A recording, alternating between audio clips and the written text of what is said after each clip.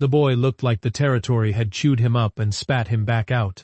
That was Edna Marsh's first thought when she saw him walking up the road. He wasn't running or riding, just moving with the slow, deliberate pace of someone who had learned not to waste what little strength remained. He was young, perhaps 20, maybe even younger, though hardship had aged him early, as it often did in the Colorado high country in 1879. His boots had been crudely resoled with saddle leather and wire. His coat hung together at one shoulder by a twist of fence twine. He carried no horse, no pack, no visible weapon. His eyes held the hollow watchfulness of a man who had spent too many nights weighing whether the frozen ground or the biting cold posed the greater threat.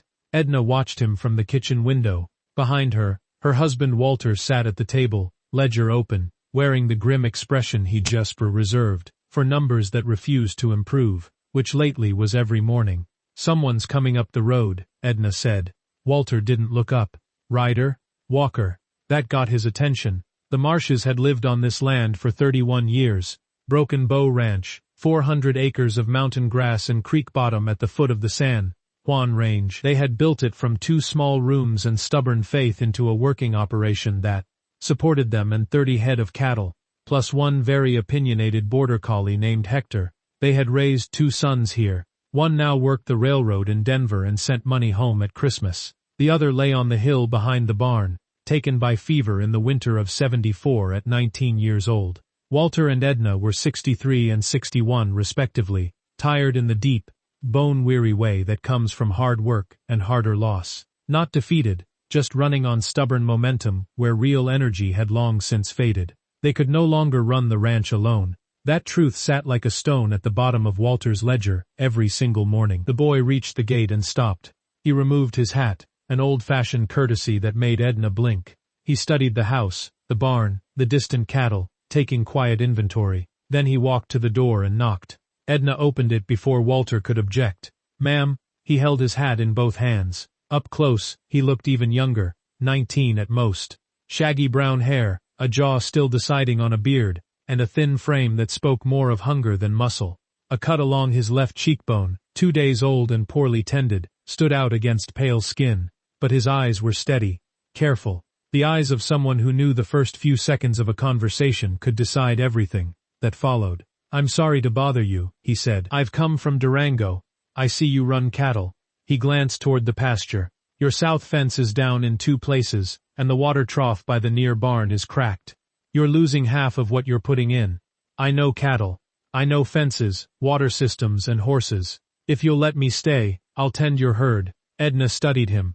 "In exchange for what?" "Meals and a place to sleep. That's all." Behind her, Walter's chair scraped back. He joined her at the door. The boy's posture shifted, more formal, respectful, but not fearful. Walter Marsh had once been a large man.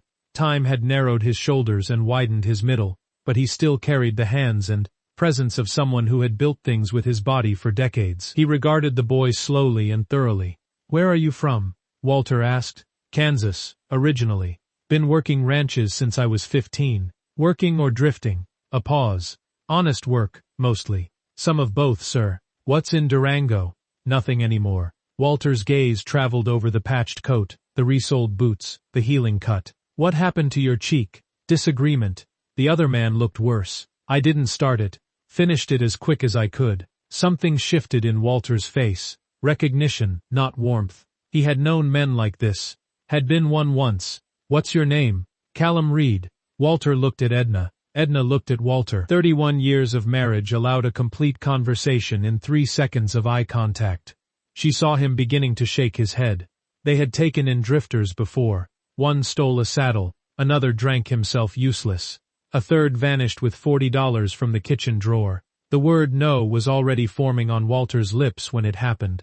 From somewhere down the road, carried on the cold mountain air, came the sharp, frightened bawl of cattle being pushed against their will. Callum turned instantly. "Your herd is moving," he said, calm and certain. "South fence is down. Something pushed them through. You've got maybe 10 minutes before they reach the tree line and you won't recover them until morning." He met Walter's eyes. "I need a horse. Now." Walter gave him the horse, without thinking, which was not Walter Marsh's way. He pointed to the bay gelding in the corral. "Take him." Callum was in the saddle and moving before Walter finished speaking. The boy could ride. Edna watched from the fence as Walter hitched the wagon with surprising speed. Callum handled the bay with loose, natural confidence, the way some men speak a language without thinking about the words. He disappeared over the hill. They waited. 22 minutes later, Callum returned with all 31 head moving calmly before him. Not a single animal lost. Hector, the border collie, trotted proudly at the left flank, having already transferred his fierce loyalty to the stranger. Callum penned the herd, closed the gate, and rode back. He dismounted and handed Walter the reins. 2 breaks in the south fence, he reported, breathing steady. East side's been pushed out too. Something's been testing it, could be a restless bull, or trouble from the tree line. I'd walk the whole perimeter in the morning. Walter looked at his cattle, then at the boy, then at Edna. She said nothing. She didn't need to. There's a room at the back of the barn, Walter said. Not much. Straw tick and a blanket. Wash basin by the door. Callum nodded. More than I had last night. Supper's at 6, Edna added. We don't wait. Yes, ma'am. They watched him lead the bay to the corral, untack him properly, and check his hooves before turning him out. Everything precise. Nothing showy. Just right. In the weeks that followed, Callum proved his worth not through flash but through quiet competence. He repaired every foot of fence line with methodical care. He rebuilt the cracked water trough with stone and mortar that would endure freeze and thaw. He spotted a weakness in the barn roof, and fixed it before winter could exploit it. He had a rare gift with cattle, the stillness that let him move through a herd almost unnoticed, reading their mood like a sailor reads the sea. Walter watched him work one morning and said nothing, but Edna saw the quiet approval on her husband's face. The boy was as good as their own son had been. Perhaps better. She didn't dwell on the thought. Callum ate supper with them every evening at 6 sharp. He spoke little but listened well. He asked thoughtful questions about the land, where water ran strongest in spring, which pastures held in dry years. The questions of a man building a map in his mind. One snowy November evening, after supper, Edna set down her mending. Callum, what happened in Kansas? Walter looked up. Callum stared into the fire for a long moment. My father's ranch, he said quietly. I worked it with him from the time I could lift a post. Mother died when I was 12. It was just us. He passed 2 years ago and left it to me. I was 19 and didn't know enough, made bad decisions, borrowed against the land when the herd got sick. Thought I could recover by spring. I couldn't. The bank took it in April of '77. I walked away with $30, and what I could carry. I've been moving ever since. Edna picked up her needle again. You've been looking for somewhere worth stopping for. Callum met her eyes. Yes, ma'am. I suppose I have. Hose. Later that winter Pell returned with 2 hard-eyed riders.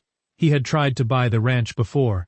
Walter had refused, once with a rifle in his hands. Now Pell came with muscle. Walter reached for the rifle, but Edna stopped him. She went to the barn. Callum was already at the door, coat on, watching the riders. Hector pressed against his leg, trembling with readiness. You know them? Callum asked. The big one's been after this place for a year. Callum stepped out and walked to the gate without hurry. Help you? Pell looked down from his saddle. I'm here to speak with Walter Marsh. Mr. Marsh isn't available. I manage operations here now. Name's Callum Reed. You can speak with me. Pell's eyes narrowed. I have a fair offer. The land isn't producing. Winter's going to be hard. I'm trying to help him. Mr. Marsh's best interest, Callum said evenly, is for you to take your offer back to Pueblo. The 2 riders shifted. Callum stood slight and unarmed, yet completely unafraid. There are 3 of you, he continued, calm as still water. 1 of me, but there's a man in that house with a rifle who's been waiting for an excuse for a year. Hurt me and you'll give him one. Do you want this land enough to bleed for it tonight? A long silence stretched. Wind moved through the darkness. Pell studied the boy, then the shadowed figure of Walter on the porch, rifle ready. This conversation isn't finished, Pell finally said. I expect not, Callum replied. Come back in daylight. I'll make coffee. Pell and his men rode away. That night, Walter opened the good whiskey, the bottle saved for rare occasions. He poured 2 glasses, then, remembering, a third for Edna. You stood your ground, Walter said. They would have come back worse if we showed weakness. Walter turned his glass. I'm 63,